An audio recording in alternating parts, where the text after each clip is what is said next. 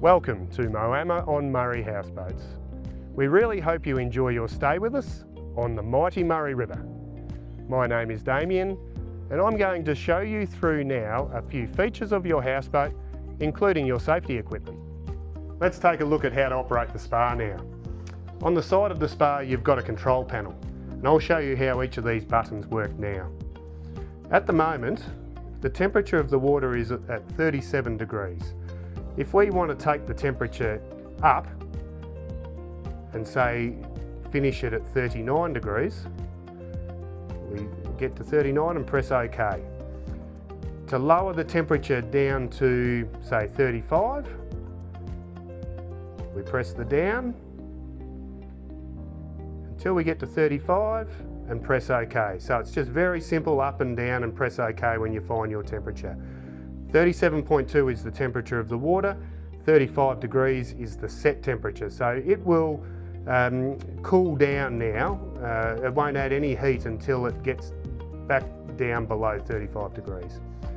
To turn your jets on, you press these buttons. To turn your bubbles on, you press that button. And these are your party lights here. If you press this button here, that's a 20-minute sanitise cycle through the filters. So if you notice after a use of the spar that the spar water is a little bit cloudy, you press the sanitise button and that will take the water straight through the filters and clear out any of the impurities. The water's already got bromine in it circulating automatically to keep it hygienic for you, but if it can't keep up with how much you're using the spar, and the spar water goes a little bit cloudy, you can add some more bromine. And we have some more bromine in here, underneath the barbecue. All you need is around about a dessert spoonful, straight into the water, press the sanitise button, and that's going to clear up the water for you. Everything I've explained about the spar is also up here on our instructions on the wall. I'll show you where your safety equipment is now. We've got a list up here of all of the safety equipment we have under your seats. So under this seat here, you've got your first aid kit and your fire blanket. Under the next seat, you've got your fire bucket and torch. And then all of your life jackets are under these seats here, in case of emergency. These are all adult sized. So if you do need smaller life jackets for children, just go to our office and we have life jackets of all sizes there to fit up for your children. You have a fire extinguisher by your barbecue, and then you have two life rings over here in the corner in case someone falls into the river or is struggling swimming. This one here has a rope attached, so you can throw that out and pull them back to the boat. This one here doesn't have a rope, so you just throw that in and they can swim to it. But if someone's struggling in the water, it's always good to encourage them just to swim over to the bank. Then they're using the current to assist them. It can be very hard to swim back against the current to your boat. You have a 110 litre esky on the boat. 5 bags of ice fills this nicely. This is your gas barbecue. It's plumbed into the gas bottles down on your bottom deck. To start up your barbecue, just pull down the front cover and turn the knob. We have 4 rubbish bins on the boat. There's 1 here and 3 at the front of your top deck. We can recycle cans and bottles, so if you do want to recycle those, then just choose 1 bin in order to put your cans and bottles in and we'll recycle them for you. You've got a TV aerial on the back deck here too, so if you're having trouble with any of your reception on the TVs, all you need to do is twist that around until it clears up. We are on your back deck now. In your back cupboards here is your gas supply. You have 2 45 kilogram gas bottles located in this cupboard here. There are 5 appliances on your boat that use gas. There's your gas barbecue, your gas heating for the spa, your gas cooking in the kitchens, your gas hot water, and your gas heating down in the front in your living area. If any of those appliances aren't working, it's most likely to do with just running out of gas in one of your bottles. So I'll show you now how to change your bottle over, your valve to the new bottle.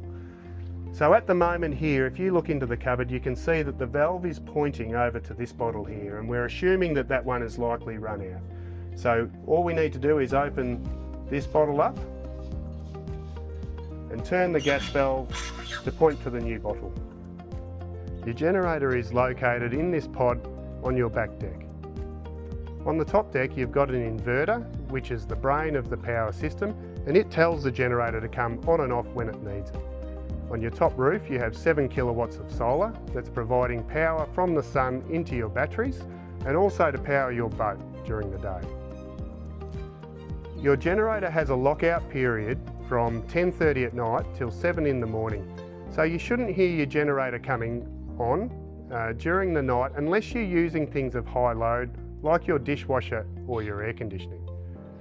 Your air conditioning and your spa are the biggest power users on the boat. So if you're not using those, or if you leave your bedroom, just turn the appliance off, and then that's going to mean that your generator will run less. It's a good habit to get into to turn things off when you're not using them so that your generator does run less and it saves you money on diesel. I'm in the kitchen downstairs now and I'm going to explain how your services work on the boat. You have 1,000 litres of fresh drinking water located in a tank under the boat, and you can access that water in your small taps to the side of the sinks here in the kitchen downstairs and also in the kitchen upstairs, and they're both marked drinking water. The rest of the boat, every other tap on the boat, is filtered river water, and that's perfectly fine for washing your dishes and bathing in, but it's no good for drinking and cooking. So make sure for cooking purposes you use the right tap marked drinking water. We have a very large water storage underneath the boat, capturing all of your wastewater. It's approximately 5,000 litres. We capture every drop that goes down your sinks and drains, so just keep that in mind. Try and minimise your water use and don't leave taps running indefinitely so that your tanks don't fill prematurely. I'm at the front of the boat now where the helm is located. I'm going to take you through some of the controls that we have here. Firstly, we have these 3 switches, and they operate your navigation lights and your anchor light. You don't drive at night anyway, so there's no need for you to use these while you're on the boat. Next we have your tachometers, and they show you how fast the motors are running. A good speed for heading into the current is around about 3,000 revs. That means that you're not burning too much fuel and you've still got good steering against the current.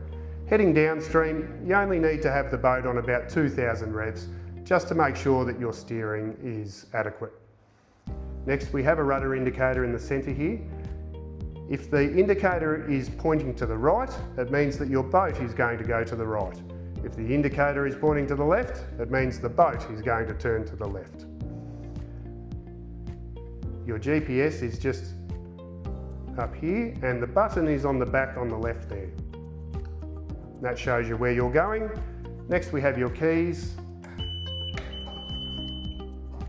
They turn your motors on. Just make sure that your hand control is in neutral, otherwise the motors won't turn on. You have another set of keys here for your doors, and this is your horn, and on the side of the helm here you have another fire extinguisher and a fire blanket.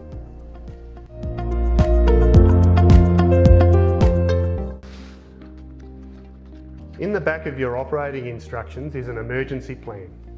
This tells you where all of your safety equipment is on the boat and what to do and who to call in the event of an emergency.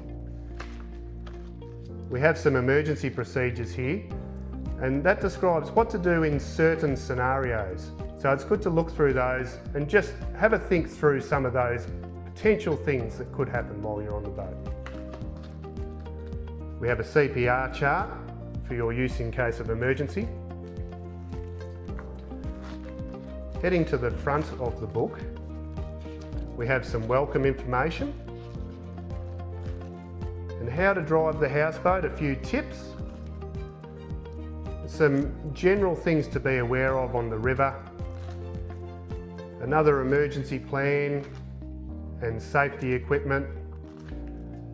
And this one explains how things work on the boat. So if something doesn't work while you're on the boat, you can come to this information and that should tell you how to fix it. And then how your services work on the boat as well. I'll take you through your maps now. Starting at Moama on Murray Houseboats, under the Moama Bridge, we'll head upstream. The first obstacle we come to is this green buoy. On the map it says avoid inside of the bend. Green buoy, pass on the New South Wales side of the marker. New South Wales. So when we come to this buoy, we need to pass on the New South Wales side of the marker. When we come back downstream, be on the New South Wales side of the marker. The next obstacle we come to is this red buoy. When you pass that, it says avoid the inside of the bend. Red buoy, pass on the Victorian side of the marker. Victoria. So we need to be on the Victorian side when we go past, and when we come back, be on the Victorian side of that marker. The next obstacle is Horseshoe Lagoon. We have a no entry sign there. Please don't go into the lagoon because you can get stuck. Turning over the page and heading upstream towards the Goulburn River, we see that lagoon again. It takes around about 3.5 hours to get to the Goulburn River junction, and that's your upstream limit. Please don't go past the Goulburn River junction because you can get stuck as it gets shallower and narrower. Always be parked on the Victorian side of the river unless you know there's good access on the New South Wales side. The reason being is that in case of emergency, we can access you through these four-wheel drive tracks much more quickly than coming by boat. It may only be 15 to 20 minutes by four-wheel drive as opposed to 1 hour by boat. So it's a good protection in case of emergency. Heading back down to Echuca and going downstream, back to Moama on Murray Houseboats.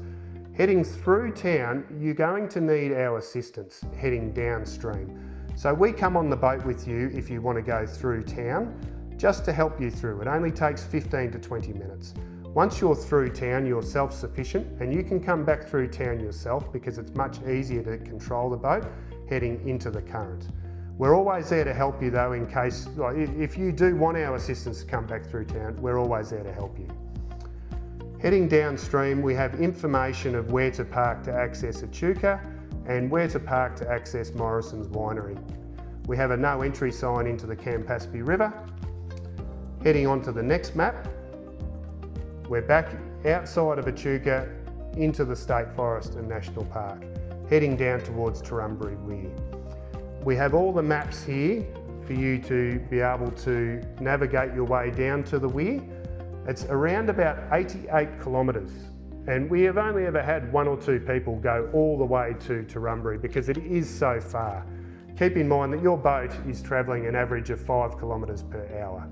So if you do have expectations for where you want to be, it's good to have a conversation with our team before your arrival or go through these maps and just make sure you're aware of how much travel time you're going to be required to do.